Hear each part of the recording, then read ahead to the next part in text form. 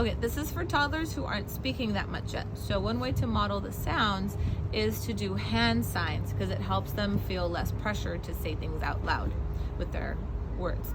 So for the Spanish ones, we say ah, and then like raise the roof, e, like you're pulling the sides of your lips, e, o, like home alone, and then oo, kind of like the circle that you make with your lips, ooh. So like bebé, te quiero decir bebé, and then model it for them, right? So I do 2 of the vowels, and only when I'm saying the sound. So in English, we have A and I. It's like you're going heads up to the dot. A kind of makes the letter, and then when I also do like a, like this is actually the sign for apple, but I use it for the a also. So what we do first is we model the sound, like baby.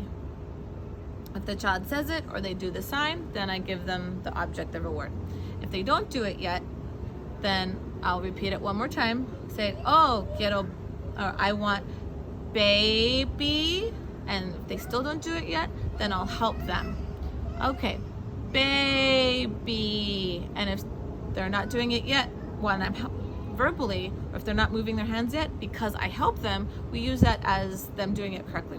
We pretend that they did it by themselves. We say, yay, give them the reward, and then it teaches them, even though I'm not able to say it, I'm still getting the reward because I'm trying and mommy is helping me, or whoever it is helping me. So it reduces the expectation, and it still lets them have it as if they said it correctly.